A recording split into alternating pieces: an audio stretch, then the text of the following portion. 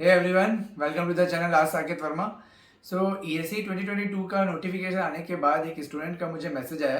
कि sir gate 22 के बाद क्या ईएससी 22 के लिए 15 डेज में प्रिपरेशन किया जा सकता है। तो ये तो काफ़ी आसान सा क्वेश्चन था और मेरे को उसका आंसर करने में भी बिल्कुल भी टाइम नहीं लगा, क्योंकि हम सभी को पता है कि 15 डेज में ईएससी के रिमेनिंग पोर्शन को कवर करना पॉसिबल नहीं है। बट इसी से मुझे एक चीज़ और दिमाग में आया कि ये जो ईएससी 2022 का जो नोटिफिकेशन आया है, ये शायद आप में से बहुत सारे लोगों को ये कंफ्यूजन क्रिएट करने वाला है या डायलेमा में डालने वाला है कि क्या हम गेट और ईएससी को एक साथ लेके चल सकते हैं। ठीक है, क्योंकि एक तरफ गेट यानी कि आईआईटी खड़गपुर ने 2022 में मल्टीपल ब्रांचेस के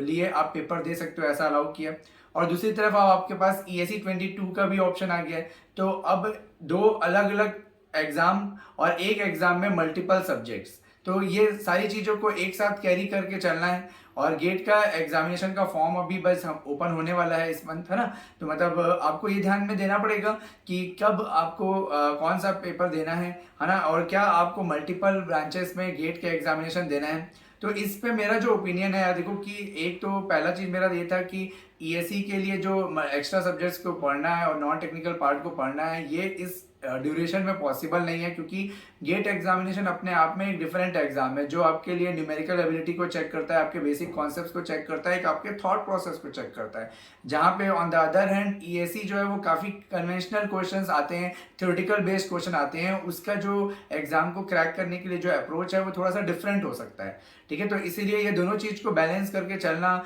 ये हर स्टूडेंट की बात नहीं है, ये शायद सिर्फ एक्स्ट्रा ऑर्डिनरी स्टूडेंट्स या एक्स्ट्रा ब्रिलियंट लोग ही कर पाएंगे। तो मैं यहाँ पे बात कर रहा हूँ average and below just above average students के लिए,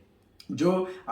मतलब इंटेलिजेंट तो हैं बट हार्ड वर्किंग है, लेकिन वो उस टाइप का एक्स्ट्रा ऑर्डिनरी टैलेंट नहीं है जो सारी चीज़ों को एक साथ कर सके। ठीक है, जैसे आईआईटी और एनआईटी के स्टूडेंट्स शायद ये सारी चीज़ों को एक साथ कर सके, बट मैं एक बीइंग एवरेज स्टूडेंट मैं भी ये सोचता हूँ कि अगर मैं भी आपकी जगह होता तो मैं क्या चूज़ करता, उसके अकॉर्डिंग मैं आपको ये सजेशन दे रहा हूँ। ठीक है, तो आपको ये ध्यान रखना है कि अगर आप गेट 22 और ईएससी 22 दोनों अलग अलग ट्रैक है, तो आपको गेट 22 ही सेलेक्ट करना चाहिए मेरे अकॉर्डिंग। अगर आप अभी तक गेट के एग्जामिनेशन की प्रिपरेशन करने आए थे और आपने अगर 50-60% सिलेबस कवर कर लिया है, तो आप गेट पे ही फोकस करिए, पहला। दूसरा, आपको गेट में भी एक ही सब्जेक्ट पे फोकस करना चाहिए, ये मेरा सजेशन है, क्योंकि आपको उससे क्या आउटपुट चाहिए वो उस चीज़ को आप ध्यान में रखना, क्योंकि आपका मेन एम अगर एमटेक करना है तो आप ये देखिए कि कौन से ऐसे ब्रांच है जिसमें आप अगर एमटेक कर लोगे तो आपका फ्यूचर स्कोप अच्छा है। अगर आपको लगता है कि आपको इलेक्ट्रिकल से पेपर दे के एक अच्छी ब्रांच मिल सकती है और आप उस फील्ड में अच्छा कर सकते हो, तो आप इलेक्ट्रिकल से पेपर दीजिए। अगर आपको लगता है कि आप इलेक्ट्रॉनिक्स में अच्छा कर सकते हो तो आप इलेक्ट्रॉनिक्स में कीजिए।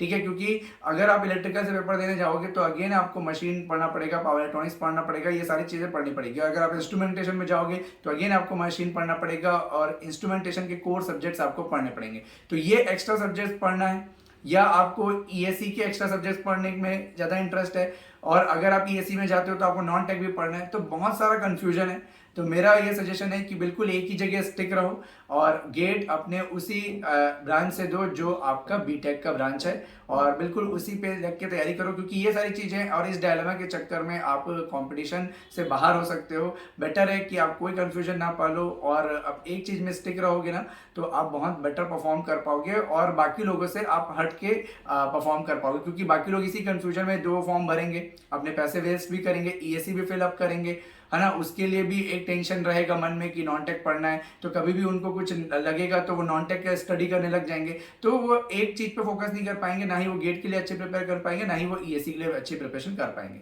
ठीक है, तो मेरा यही सजेशन है कि आप लोग गेट का ही प्रिपरेशन करें और उसी ब्रांच से करें। और अगर आप फिर भी मल्टीपल सब्जेक्ट्स में प्रिपरेशन करना चाहते हैं तो मेरा ये सजेशन है कि आप अनअकैडमी का सब्सक्रिप्शन ले लो, क्योंकि वहाँ पे आपको एक सिंगल सब्सक्रिप्शन से मल्टीपल ब्रांच के एक्सेस मिलते हैं। तो वहाँ पे आप चाहो तो आप ईएससी के सब्जेक्ट पढ़ सकते हो, आप चाहो तो दूसरे ब्रांच के सब्जेक्ट पढ़ सकते हो, तो ये सारी चीज़ें आप कर सकते हो। तो उस चीज़ का आपको ध्यान रखना है कि आप बेटर कोर्स सेलेक्ट करें जो आपको सिंगल फीस में मल्टीपल ब्रांचेस दे, और आप लॉन्ग ड्यूरेशन के लिए ले सकते हो। जैसा कि मेरे अभी कुछ स्टूडेंट से बात भी हो रही थी कि 2 ईयर्स के लिए अगर कोई प्लान ले रहा है या 1.5 ईयर के लिए कोई प्लान ले रहा है, तो आप एटलीस्ट गेट का 6 मंथ्स में प्रिपरेशन कर लो, और उसके बाद ईएससी 23 को टारगेट करते हुए फिर नेक्स्ट ईयर आप अपने ईएससी के एक्स्ट्रा सब्जेक्ट्स नॉन टेक ये सब पे फोकस करो। ठीक है, तो इसी तरीके से आप अपना प्लान करना और सोच समझ के फॉर्म फिलअप करना, क्योंकि आपके पैसे और आपकी मेहनत इंपॉर्टेंट है। Thank you. Don't forget to subscribe my channel and like the video.